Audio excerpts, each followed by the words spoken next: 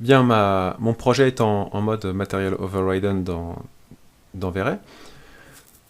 Alors, si vous avez le panneau ici, la barre d'outils style, eh bien, si jamais vous travaillez dans un projet où vous n'avez pas forcément besoin de faire des images de synthèse, des images photoréalistes par exemple dans V-Ray, vous pouvez aussi basculer de mode et faire un mode qui ressemble un petit peu à ce qu'on a paramétré précédemment. En fait, c'est le mode monochrome. Vous voyez, si je clique sur monochrome, eh bien, on a la même problématique que précédemment. C'est-à-dire que là, on a toutes nos matières qui changent, qui passent en face blanche, en maquette blanche.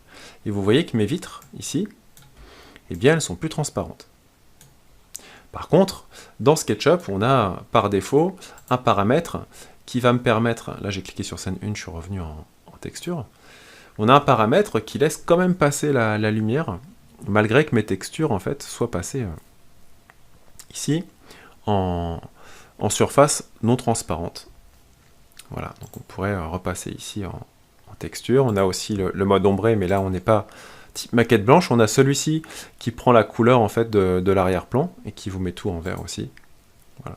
Donc on pourrait travailler en monochrome. L'avantage c'est que bien on va gagner du temps de rendu et de déplacement dans l'espace. Donc pourquoi pas travailler en monochrome.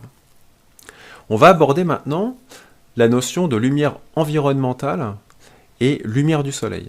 Donc pour ça, on va repasser de nouveau avec notre rendu interactif. Je vais refaire un petit peu de place là-haut. Voilà. Donc on va cliquer sur rendu interactif. Je vais fermer le V-Ray Progress ici, pour pas perdre trop de place. Et puis on ouvre le Asset Editor.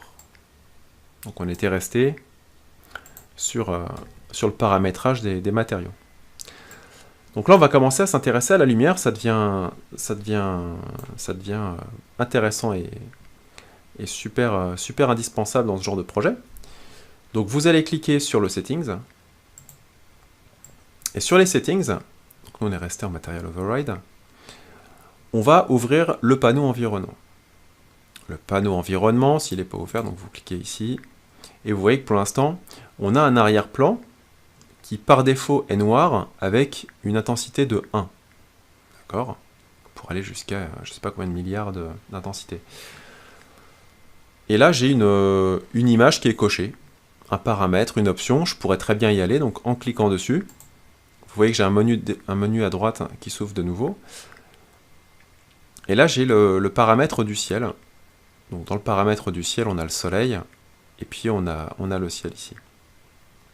Donc qu'est-ce que ça veut dire? Ça veut dire que si je ferme mon panneau et que je décoche cette option, voilà, là dans V-Ray, en décochant cette option, on revient au paramètre primaire de base, hein, ce qui fait que j'ai un arrière-plan qui est noir. Je pourrais changer et mettre un arrière-plan tout bleu, bleu ciel par exemple, ok. Vous voyez, avec une couleur. Alors cette couleur-là, elle n'est pas exactement plaquée sur mon ciel, puisque c'est la teinte environnementale. Il y a un petit peu de bleu dans l'environnement. Voilà. Donc, si je reviens ici, en mode noir, bah là c'est la nuit avec la lumière du soleil.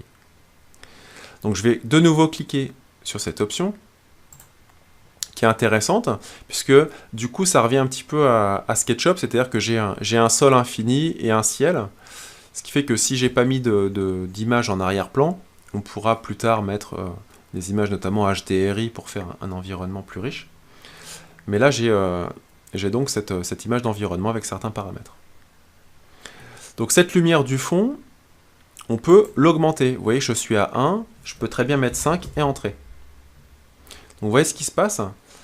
Là du coup il va augmenter la lumière du ciel, tout bêtement. Et cette lumière du ciel, bah, elle va m'apporter une ambiance à l'intérieur de ma pièce. Donc là, ça commence à devenir intéressant. C'est qu'on va gagner, vous voyez, des rayons lumineux à l'intérieur de mon projet. Donc je pourrais augmenter, hein, je pourrais aller jusqu'à, je sais pas, tiens, si je mets 100, qu'est-ce que ça donne? Hop, 100. Là, j'ai un... Vous voyez, mon ciel, il est lumineux à l'extrême. Donc c'est très lumineux. Ça vient projeter bien des rayons dans ma pièce, donc là ça commence à devenir intéressant. Seulement ce processus, il est très lourd à gérer. Vous voyez que mon rendu interactif, il a du mal à me proposer une image qui soit visible et intéressante.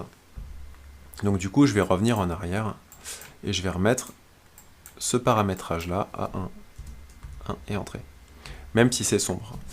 Donc vous voyez qu'on peut augmenter un petit peu, on n'est pas obligé de laisser à 1, on pourrait mettre 5. Ce qui fait que je vais augmenter un petit peu la lumière environnementale. Donc ça, c'est l'environnement.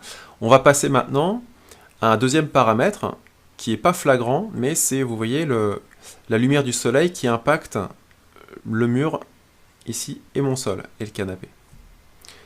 Donc pour gérer cette lumière-là, vous allez cliquer sur la petite ampoule, sur Light, et là vous avez, vous voyez, la lumière du soleil, donc les rayons lumineux, qui indique qui prend en compte la lumière du jour. Je ne sais plus à combien on l'avait réglé, en septembre, je ne sais plus à quelle heure, voilà. Donc c'est simple, la lumière du soleil, si vous l'éteignez, en cliquant ici, hop, et bien il ne vous reste plus que la lumière environnementale pour éclairer votre pièce. Tout dépend de ce que vous voulez montrer. Là, ça pourrait très bien être bien une fin de journée, le soleil s'est couché, ou bien le matin, le soleil s'est pas encore levé, et j'ai une lumière à l'intérieur de ma pièce. Donc je vais recocher bien, la lumière du soleil. Ici, on va pouvoir jouer donc, sur la couleur du soleil, de la lumière, donc on pourrait très bien changer de couleur, mais ce qui m'intéresse moi, c'est l'intensité de cette lumière. Donc, vous voyez, pour l'instant, l'intensité, elle est à 1. Cette intensité, je peux la doubler. Je peux la mettre à 2, par exemple, et entrer. Et là, vous voyez que, pareil, comme sur le paramètre précédent, les rayons rentrent dans ma pièce, tapent sur le mur du fond, et vont se répercuter sur le plafond, vont aller sur le mur de droite, vont aller sur le sol. Donc dès que vous forcez un petit peu les rayons du soleil, eh bien ces rayons-là vont se répercuter dans toute votre pièce, et ça va réilluminer votre intérieur. Donc là, je vais faire comme l'environnement, je vais augmenter, je vais passer à 10 par exemple.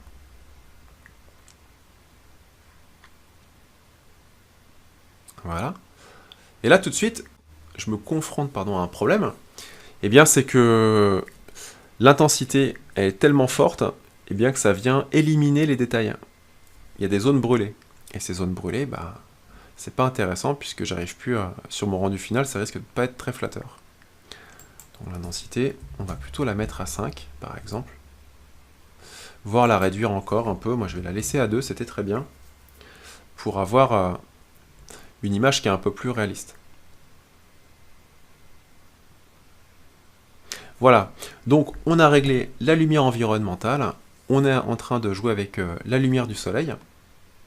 Alors, vous avez ici l'intensité multiplier qui est à 2. Il y a un paramètre, je vais zoomer un petit peu, qui est juste en dessous, qui est très intéressant. Le size multiplier, à quoi il sert? Tout bêtement, il va venir lisser, il va flouter en fait les contours de votre lumière qui passe à travers les vitres. Par exemple, le size multiplier, si je le mets à 5 et entrée, on va attendre un petit peu. Donc ça ralentit encore le temps de calcul. Mais ça va flouter, vous voyez, petit à petit, les contours ici. D'ailleurs, la séparation entre mes deux baies vitrées se voit moins, c'est beaucoup plus flou. Si je remets le size multiplier à 1 et entrée, voilà. Vous voyez que les contours des ombres sont beaucoup plus nets. Donc ça va permettre d'adoucir un petit peu le contour des ombres de votre projet.